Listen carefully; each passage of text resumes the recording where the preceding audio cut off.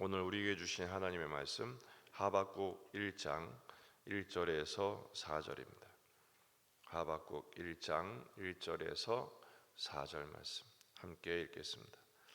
선지자 하박국이 묵시로 받은 경고라. 여호와여, 내가 부르짖어도 주께서 듣지 아니하시니 어느 때까지리이까?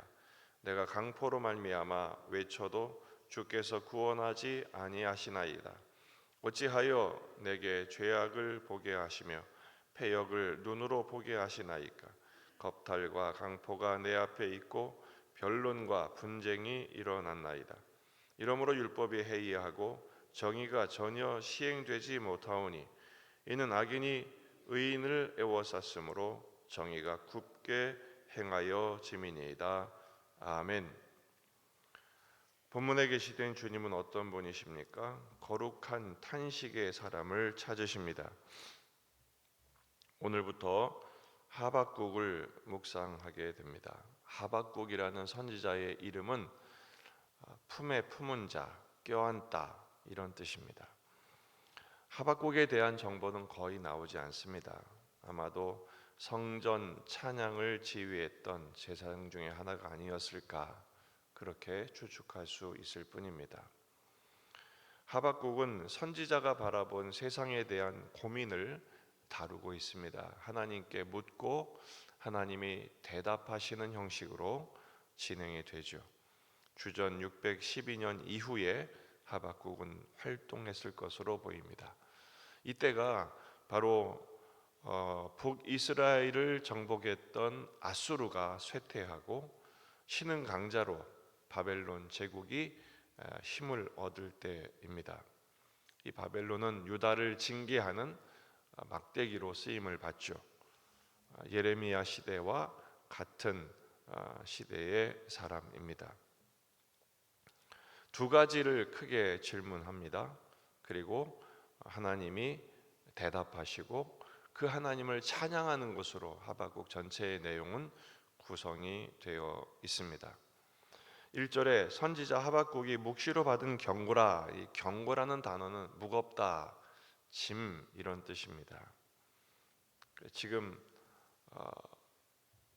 하나님께서 왜 경고하고 계시는가? 바로 정의가 굽어진 현실 때문에 그렇습니다.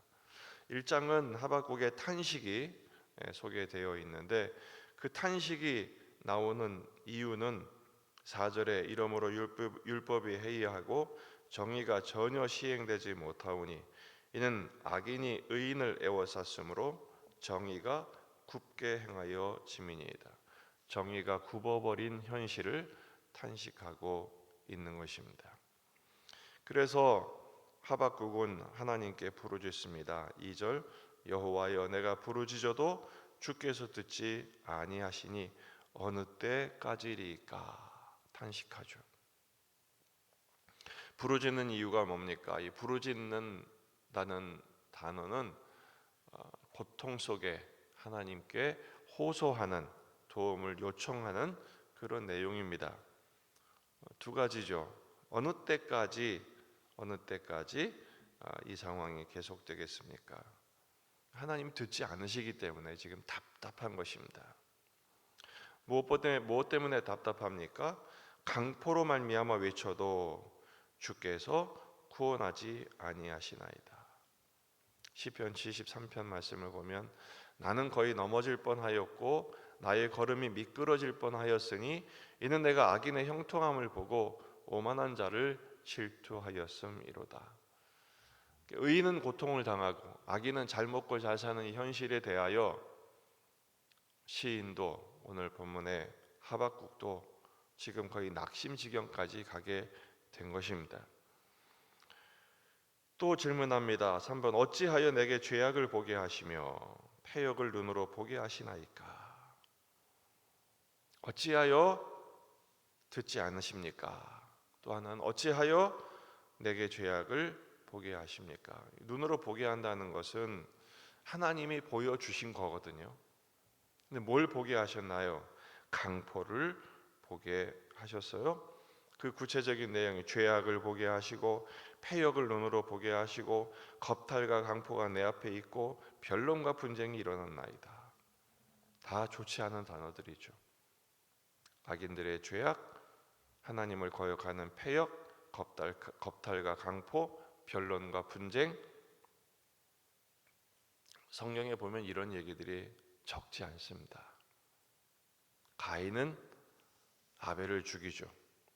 아벨은 하나님께 정성을 다해 예배했을 뿐이죠.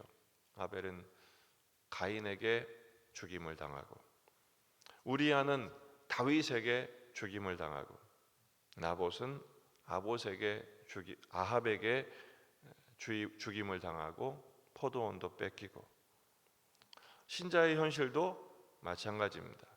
주님의 뜻대로 살겠다고 애썼을 뿐인데 듣는 것은 욕뿐이고, 오히려 사람들에게 비난을 당하고 조롱을 당하고, 또 현실 세계 속에서도 악인들은 잘 먹고 잘 사는데 하나님의 백성들은 왜 이렇게 고생이 계속되는지 참 답답하지 않을 수가 없어요. 그 이유가 바로 4절에 확인되죠. 정의가 굽었기 때문이다 라는 것입니다. 유전무죄, 무전유죄, 또 권력이 있으면 유권무죄, 무권유죄,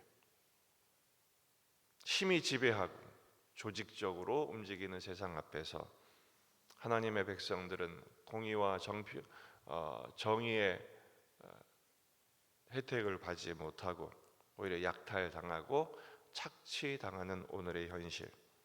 어떻게 보면 하나님 안 계신 거 아니야? 이런 생각이 들 정도라는 것이죠. 그래서 어느 때까지니까 어찌하여 이렇게 선지자는 탄식하고 있는 것입니다.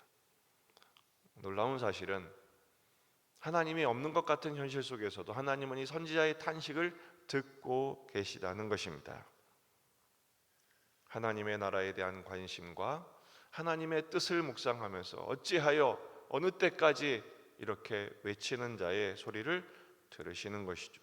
시편 83편 1절, 하나님이여 침묵하지 마소서, 하나님이여 잠잠하지 마시고 조용하지 마소서. 하나님의 백성들의 이러한 기도 하나님이 듣고 계시다는 것입니다. 오늘 말씀의 교훈은 어떤 상황 속에서도 하나님의 뜻을 묵상하며 하나님께 부르짖기를 멈추지 말라는 것입니다. 아무리 침묵하시는 것처럼 보이고 하나님이 안 계신 것처럼 보여도 그건 우리의 느낌일 뿐이고, 하나님은 언제나 주목하시며 통치하시며 역사하고 계십니다. 그리고 우리의 기도에 귀를 기울이시는 분이십니다. 낙심하지 말라는 것이죠. 출애굽기 2장 23절, 여러 해 후에 애굽 왕은 죽었고 이스라엘 자손은 고된 노동으로 말미암아 탄식하며 부르짖으니 그 고된 노동으로 말미암아 부르짖는 소리가 하나님께 상달된지라. 하나님이 그들의 고통 소리를 들으시고 하나님이 아브라함과 이삭과 야곱에게 세운 그의 언약을 기억하사 하나님이 이스라엘 자손을 돌보셨고 하나님이 그들을 기억하셨더라. 우리가 4절까지 보았지만 5절에 하나님이 응답하세요. 선지자가 또 탄식하지만 하나님이 또 응답하십니다. 말씀이 불시행되는 현실 속에 있다 할지라도 낙심하지 말고 하나님께 부르짖자라는 것입니다. 이집트의 폭정 속에서 고통을 당하며 신음하는 하나님의 백성들의 소리를 들으시는 하나님, 오늘 우리의 소리를 들으시고 그 언약을 기억하사 오늘도 우리의 기도에 응답하시고 하나님의 놀라운 정의의 역사가 일어나게 될 것입니다. 그 하나님께 기도하고 응답받는, 또 그 응답을 힘입어서 오늘도 믿음의 용기를 내어 오늘 하루를 은혜 가운데 잘 감당하며 직면하며 살아내는 저와 여러분이 되시기를 주의 이름으로 축원합니다. 기도하시겠습니다. 말씀을 붙들고 우리 자신과 가정과 교회와 이 지역의 복음화, 민족의 복음화, 세계 복음화를 위해서 기도하시고 한우들, 구인의 아들들, 수험생들을 위해서, 이 나라와 민족을 위해서, 특별히 한국 교회를 위해서 기도하시기 바랍니다. 다 같이 기도하겠습니다.